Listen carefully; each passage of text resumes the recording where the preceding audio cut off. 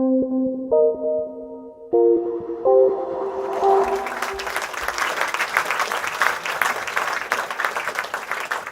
you. So, hi everybody, I'm Thomas, and I have a few minutes to present you our latest development at Tigger. It's nothing to do with UAVs, as you will see, neither with any imagery or what we have seen so far. So, this development is called Scraper. Scraper stands for Secured Clearance of Rubble and in Presence of Explosive Remnants. So we are quite far from satellite imagery or drone imagery, as you understand. So usually I'm not particularly a fanatic of acronyms, but this one I like it quite well. It's not from me, but for several reasons. The first being that it's pronounceable, that is always good. Second is that the development of this really is meaningful, so you immediately get the point, I think so. And the last reason is that the name Scraper puts me in mind something like a tool to deal with scrap, and is actually not that far from reality.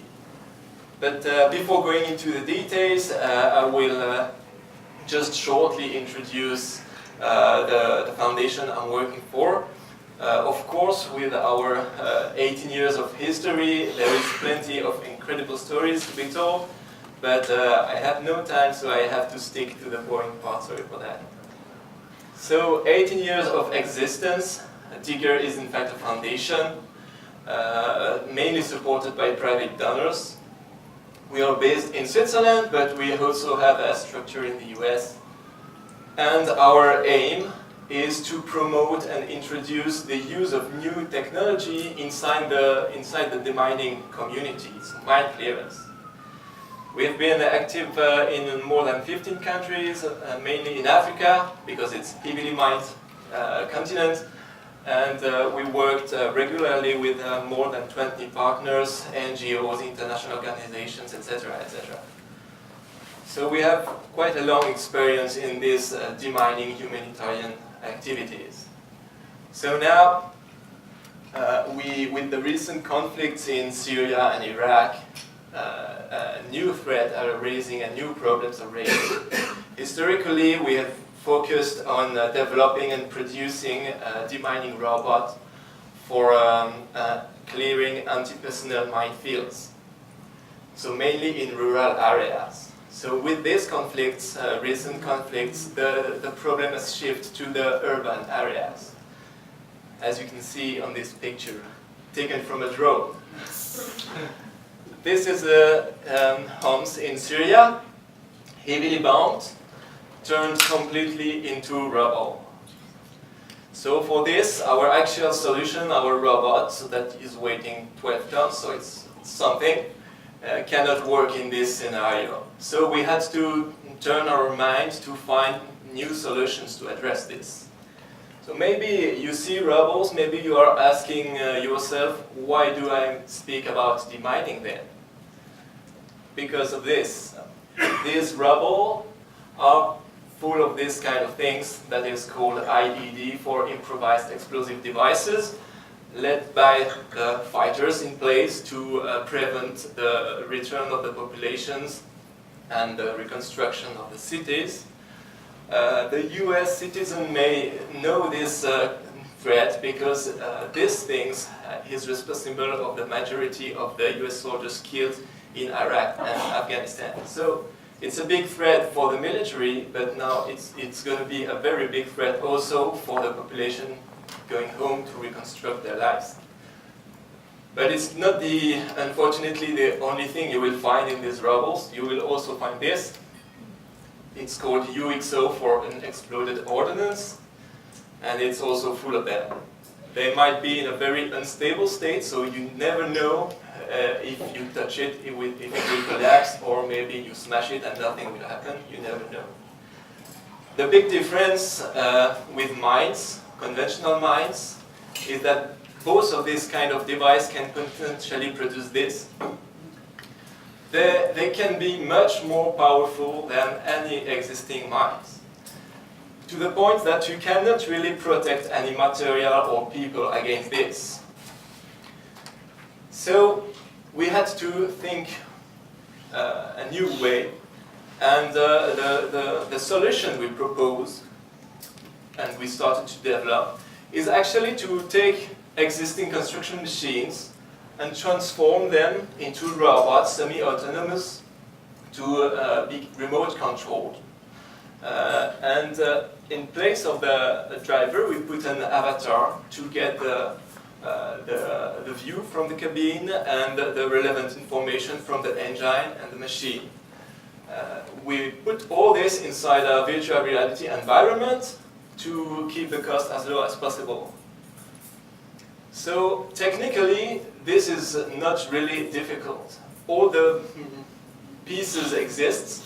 It's just a big Lego. You have to put all these things together.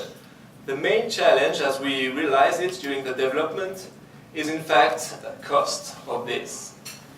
I take the risk to be a little cynical, but if in our Western countries life has no price, it's unfortunately not the case everywhere around the world.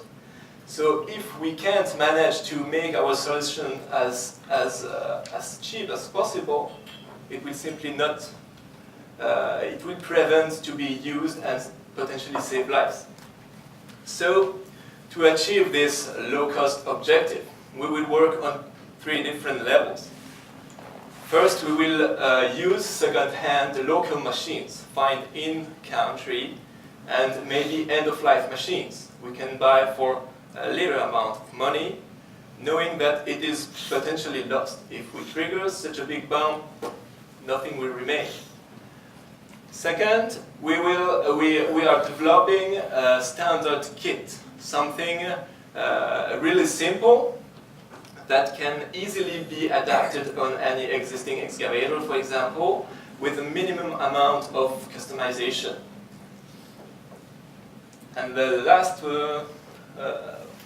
panel we will work on is to train local people to actually do the transformation. There is some piping to be done, hydraulic piping, wiring, fine-tuning of parameters, this kind of thing. We will train people to do it locally, to modify the machines themselves. And actually it works. Early this year we have been selected to present this solution for the UAE for Good Awards in Dubai. And to run the demonstration, we took a kit from Switzerland and we modified this baby excavator. It's a baby one because we could not put a 20-ton excavator on the stage. But we modify it locally within 3 hours. So it's fairly feasible technically. So you understand, for this project, we require quite an important local task force to find the machines, suitable machines, to do the modification of the machines, to train the drivers, the people, to scale it. So that's, this is my connection to the flying labs. And Iraq Flying Lab doesn't exist so far. But I think it is a very good platform to implement its solution in the future, because Iraq and Syria is going to be the problem with the population coming back will be exponential. The day it starts, we need to have a technical solution ready. We can't wait this situation to happen to develop something. The solution will come just too late. So this is about my presentation. Thank you very much for your attention.